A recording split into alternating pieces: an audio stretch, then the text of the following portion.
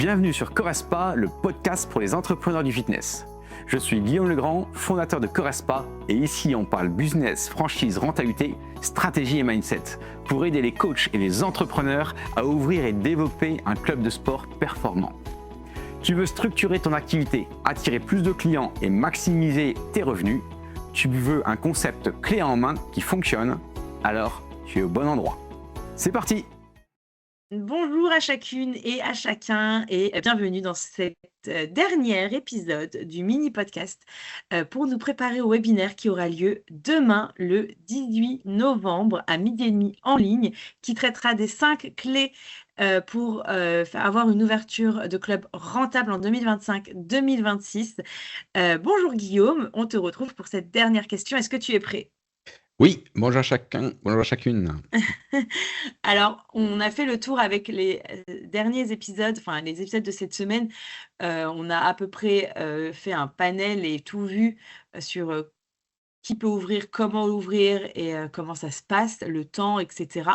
Aujourd'hui, j'ai envie qu'on parle de la formation. Tu en as parlé au tout premier épisode de être coachable. Donc je voulais revenir là-dessus et savoir, donc une fois qu'on se lance réellement dans l'aventure, quelle est la formation pour obtenir un club rentable? Est-ce que tu peux nous parler de cette formation? Comment elle se découpe? Voilà, dis-nous en plus. Oui, elle se découpe globalement en 3 parties, ce qui Ouais. est à mon sens hyper important, parce que pour moi la formation c'est la clé de la réussite. Et dans Oui. ma vision entrepreneuriale et comment j'accompagne, quand je dis j'accompagne, c'est l'ensemble des équipes, et sache que dans mes propres équipes au siège et dans mes clubs, ça se passe de la même manière. Il faut avoir cette notion de formation continue. Et ça veut dire de toujours se remettre en état d'esprit, en conscience, et se remettre en marche, et se dire qu'il n'y a jamais rien d'acquis, et se dire quelles sont les nouveautés. Il ne faut pas naviguer que sur les nouveautés, bien entendu, mais se former constamment. Donc ça, c'est hyper important, et je préfère le cadrer dès le début, parce que des fois c'est surprenant quand les personnes viennent dans nos structures, ils n'ont pas l'habitude d'être formés. Et ben pour moi c'est vraiment continu. Et dans les formations, on a la formation initiale, continue et spécifique. Et dans la partie continue, il y a plusieurs choses. On a les audits, on forme pendant les audits. On a le manuel opérationnel. Le manuel opérationnel, tu vois, c'est le contenu savoir-faire qui est donné le jour de la signature de franchise. Et c'est notre tableau de bord de notre formation initiale. Il y a également la réunion annuelle où on va former. Il y a également les rendez-vous avec le franchiseur ou les animateurs réseau. Il y a les commissions qui sont mises en place. Il y a également, on a un groupe commun également. Tu vois, il y a plein d'éléments, plein de temps. On se voit minimum une fois en visio tous les mois. Et tous ces temps-là, c'est pas que de la formation, mais n'empêche qu'il y a des grains de formation partout. Et il y a aussi la formation, j'allais dire aussi personnelle. Moi, je suis le premier à écouter des podcasts, à écrire des livres, à être dans un groupe d'entrepreneurs, à être dans un groupe des formations. Et donc, l'ensemble, c'est d'être constamment à se dire, on va vraiment mettre notre cerveau en ébullition, on va rester aware, comme quelqu'un dit, pour pouvoir vraiment se dire je suis coachable, j'avance et je prends de la hauteur. Donc si on regarde de la manière très spécifique la formation initiale, quand on signe, chez nous, elle est de 3 semaines. Elle va être sur 1 semaine en formation théorie. Donc là, on va revenir sur le premier critère, c'est notre manop. C'est ça le sommaire, et c'est pas le nombre de pages qu'il va faire, mais globalement, c'est 200 pages recto verso. Ok. Donc c'est vraiment du contenu qui va aller tant sur tous les process. Donc que ce soit par exemple sur la vente, la relance commerciale par téléphone, les premiers bilans, ça peut être de la communication, ça peut être comment on s'y prend sur les réseaux sociaux, quels sont les planning éditorial, quelle est notre charte de marque, ça peut être le plan marketing dont tu es responsable, mais après qui vont mettre en place, ça peut être tous les logiciels. Donc les logiciels, il y a une question de paramétrage, mais c'est surtout pas que paramétrage, c'est comment on l'utilise, que ce soit Eight, notre ERP principal, que ce soit XFIT pour notre suivi avec nos clients, que ce soit notre système IO pour tout ce qui est relance mail, que ce soit Boost pour les leads, que ce soit notre reporting réseau, tu vois, toute la partie gestion. Ça peut être également toute la partie organisation. Là, il y a un sacré travail à faire sur la partie répartitage. Une fois que j'ai mon répartitage, je le mets dans mon calendrier. Ça peut être la partie management. Donc, tu vois, là, c'est que des thèmes très spécifiques qui font partie de la formation initiale. Elle est assez lourde. Sur cette semaine théorique, elle est assez lourde. Et après, bien sûr, il y a une semaine pratique. Parce que la semaine pratique, il faut voir très, très concrètement tous ces éléments que je viens de citer. Comment ils sont mis en place, comment on les utilise, combien de temps ça prend, qui fait quoi concrètement après le jour dans l'entreprise. Donc ça, l'objectif de la formation initiale, c'est que la personne, une fois qu'elle ouvre, elle se fait pendant les 3 mois que j'avais expliqué dans un dernier podcast, une dernier épisode, qui va être dans la partie travaux et justement Oui, machines et formation. Ça se fait à ce moment-là.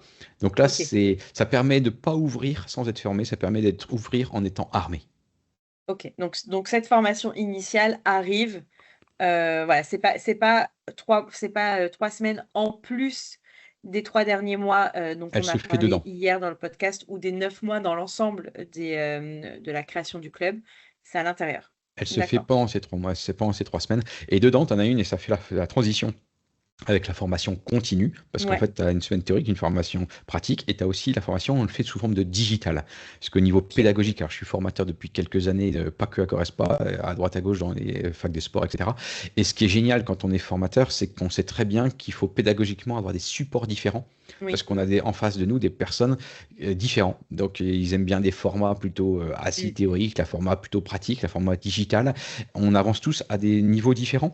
Donc il y a des outils qui sont écrits, il y a des vidéos, il y a des audios. Donc ça c'est hyper intéressant. Et donc la dernière partie, et là j'embraye plus sur la formation initiale, mais la formation avec la formation continue, Oui. on a créé à Correspa, j'ai créé toute la partie plateforme de formation qui s'appelle la formation Correspa Academy. Elle existe Ok. aussi pour des personnes qui veulent le faire en externe, mais je parle moins de Correspa, mais elle existe surtout pour mes managers et mes salariés. D'accord. Et donc ça se fait sur une plateforme digitale qu'on a créée. Comme ça, on accompagne petit à petit. Et tu te doutes bien que cet outil-là, nous, elle est tout le temps, tout le temps, tout le Oui, temps elle est toujours disponible. réajustée. Oui.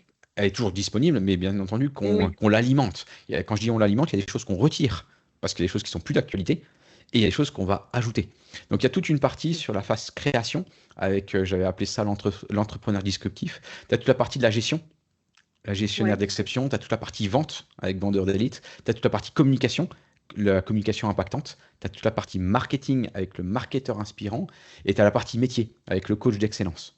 Et là, je Ok. suis en train d'écrire, et il y en a deux que je suis en train de. Bah, tu vois, quand je te dis, je suis en train d'écrire ou je continue à avancer, on finalise la partie le manager, le management. Ok. Et là, j'avance aussi très fortement sur, donc ce sera le manager expert, c'est comme ça que je l'ai nommé.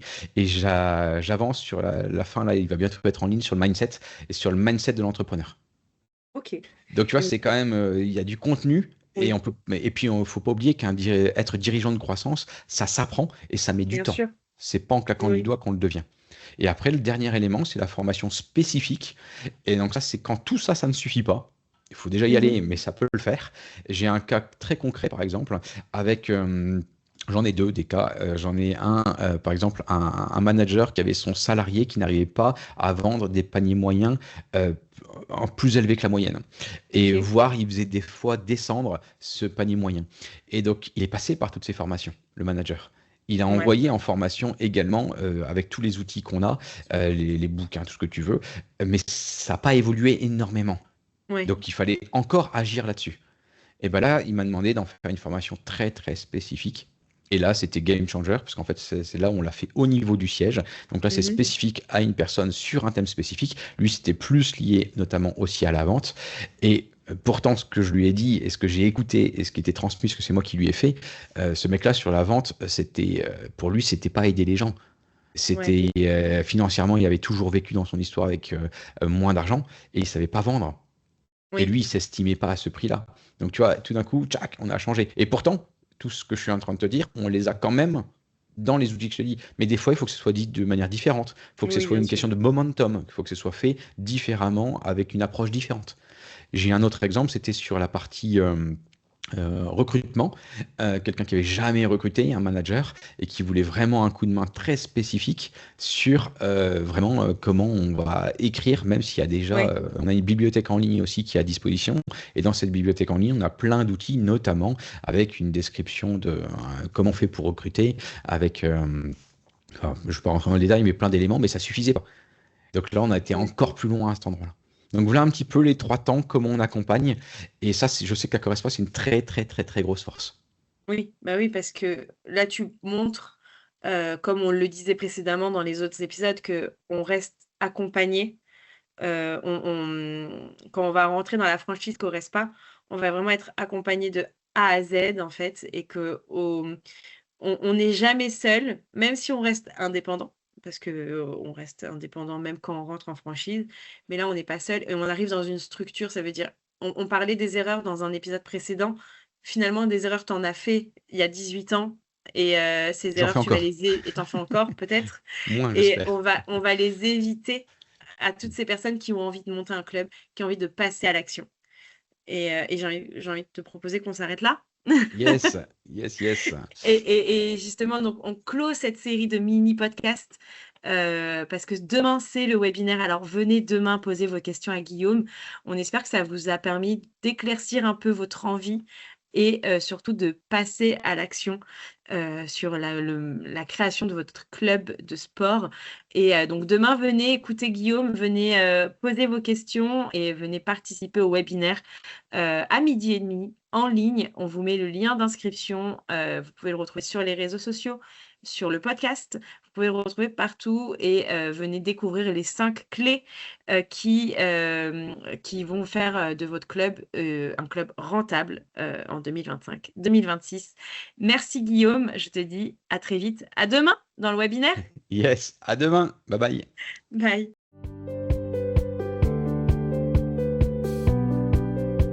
Corespa, c'est bien plus qu'un club de sport. C'est une opportunité pour réussir dans le secteur en tant qu'entrepreneur. Tu veux lancer ton propre club sans partir de zéro? Tu veux un modèle éprouvé et un accompagnement pour réussir? Alors réserve un rendez-vous en visio sur mon agenda en ligne et parlons de ton projet. À très vite pour un nouvel épisode et d'ici là, passe à l'action!